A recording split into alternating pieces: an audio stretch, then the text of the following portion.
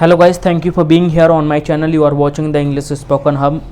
My name is Satyendra Rawat और आज मैं आपके बीच इस किताब की छठी स्टोरी के साथ आ चुका हूं। जैसा कि आपने मेरे पहले की वीडियोस भी देखी हैं जिसमें मैंने आपको किसी भी स्टोरी को अंडरस्टैंड करना और किसी भी सेंटेंस को पढ़कर उसकी मीनिंग को समझना, यहाँ तक कि एक एक वर्ड मीनिंग को भी अच्छी तरीके से डिस्क्राइब किया था। ठीक है, और आई होप कि आप इस चैनल से बहुत सारी चीज़ें सीख रहे हैं जो कि आपके लिए न्यू हो सकती हैं या नई होंगी। ठीक है, इस स्टोरी को हम पढ़ेंगे। इसमें हमें 3 विद्वान बच्चों के बारे में बताया गया है, एक ऋषि के बारे में बताया गया है। ठीक है, द प्रेजेंस ऑफ माइंड इस स्टोरी का टाइटल है। The presence of mind, this is the phrase, okay? It means the ability to act calmly and sensibly in a difficult situation। यानी कि जो इसका मतलब है, ये ऐसी एबिलिटी या योग्यता जो नम्रता से किसी भी सिचुएशन में काम लेती है। ठीक है, अब स्टोरी को हम पढ़ना स्टार्ट कर सकते हैं। ठीक है, पढ़ते हैं। There was a king, एक राजा था, हु हैड स्कॉलर्स, जिसके विद्यार्थी थे, इन हिज पैलेस, उसके निवास स्थान, जो पैलेस है, ठीक है, उसको हम निवास स्थान कहते हैं। जी हाँ, निवास स्थान कहते हैं। ठीक है, यहाँ पे किंग तो पता ही होगा, किंग मतलब राजा। ठीक है, स्कॉलर्स यहाँ पे विद्वान छात्र हम कह सकते हैं, विद्यार्थी कह सकते हैं हम। ठीक है, ऐसे करके, ठीक है, विद्यार्थी कह सकते हैं। There was a king who had scholars in his palace, एक राजा था जिसके विद्यार्थी थे उसके पैलेस में, निवास स्थान में। ठीक है, वन डे, एक दिन, a sage came to his palace, एक ऋषि, सेज का मतलब होता है यहाँ पे ऋषि। जी हाँ, एक ऋषि आता है उनके palace. Sage came to his palace and challenge the scholars.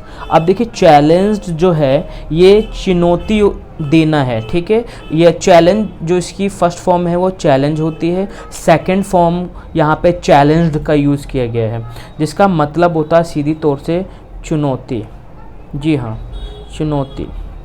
चुनौती देना। ठीक है, या हम कह सकते हैं भी सेकंड फॉर्म में यूज़ किया है तो चुनौती दिया, किसको दिया? एंड चैलेंज द स्कॉलर्स, जो विद्यार्थी थे उस राजा के, उनको उसने चुनौती दे।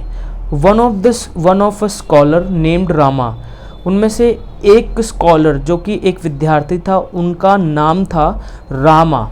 ठीक है, वन ऑफ, उनमें से, में से। ठीक है, यहाँ पे वन ऑफ जो होता है में से का यूज़ होता है।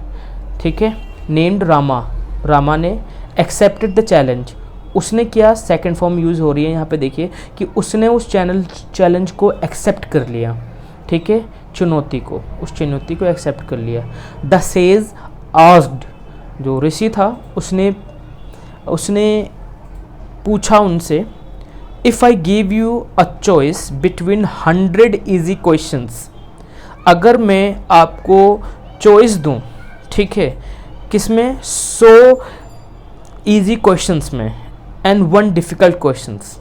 ठीक है, कि अगर मैं आपको चॉइस दूं बिटवीन 100 ईजी क्वेश्चंस, यानी कि 100 ईजी आसान सरल पर्सनों में और एक डिफ़िकल्ट पर्सन में, व्हाट विल यू चूज़, आप कौन सा चूज़ करोगे, यानी किस चीज़ को आप सेलेक्ट करोगे। ठीक है, तो रामा ने कहा, ask me the tough question. Tough, इसको टफ पढ़ेंगे, टफ मतलब मुश्किल। ठीक है, यहाँ पे टफ का मतलब मुश्किल है। ठीक है, ask me the tough question.